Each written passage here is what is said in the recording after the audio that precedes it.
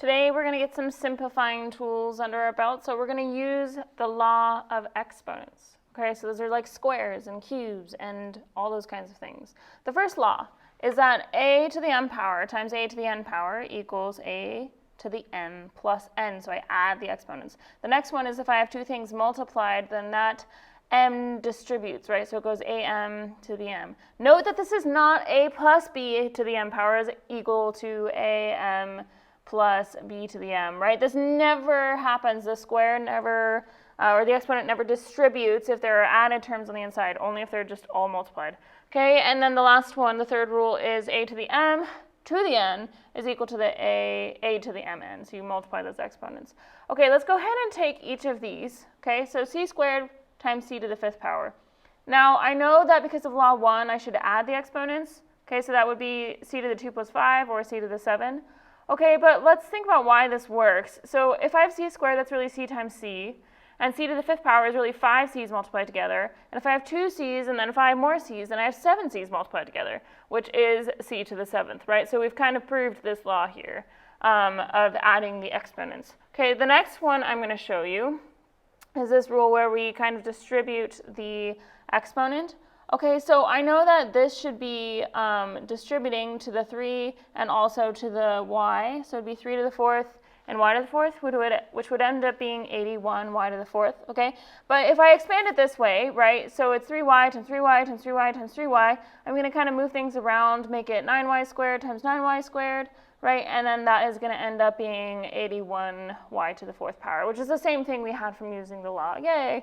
Okay, moving on. Let's say we have c cubed squared, okay? I know I should multiply those exponents, so this should be equal to c to the 6th. Let's see why.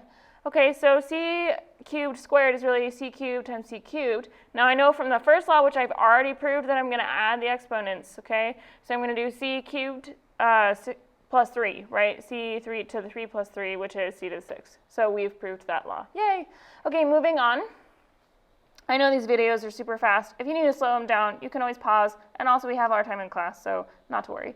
Okay, anyway, we're going to simplify this. And I'm going to use the first law because I'm going to add those exponents. So it's going to be 5r to the 2 plus 4 or 5r to the 6. Okay, so the next one is 4p squared q. And then I'm going to multiply that with p squared q cubed.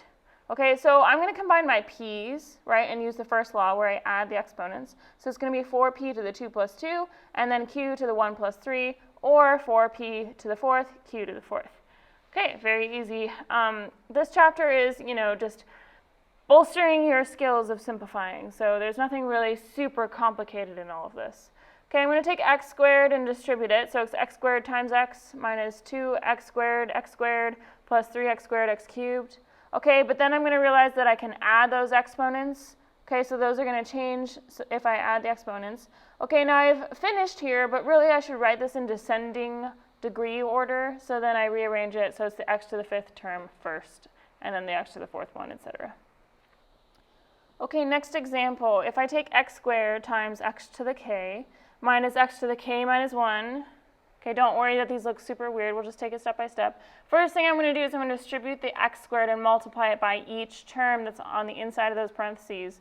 Okay, and then I realize that I can use the first law and add my exponents. So all I'm doing here is adding the 2 to all those other ones. Okay, and then I just combine my like terms within the exponents. Okay, so 2 minus 1 is 1, and then 2 minus 2 is 0, so then I end up just getting with those new exponents, k plus 1 and k.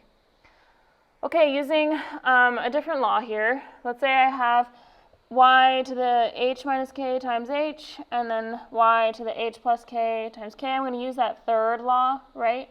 And I'm going to multiply my exponents. Okay, so it's going to become h squared minus kh, and hk plus k squared. And then I realize I can use the first law and add my exponents. Okay, but I realize, my negative kh is the same as my positive kh, or hk, so I can just cancel them because they're opposite signs, and end up with y to the h squared minus k squared. Okay, we're going to solve for n. Okay, so this is a little bit different than the last few. We have to first simplify and then solve. Okay, here's what I mean. So we have 2 to the 3n squared equals 2 to the n to the 3 times 2 to the n plus 6. Okay? So the first thing I'm going to do is I'm going to distribute that multiplied exponent, right? I'm going to multiply them, so I get 2 to the 6n, 3 to 3n, and then 2 to the n plus 6. Then I add those exponents because they have the same base 2. And then I realize that if they're both 2 on either side, then their exponents should be equal to each other. And then it's just like a regular algebra problem that you've been doing for a long time. Not very difficult. Good luck on your homework, and have a great day.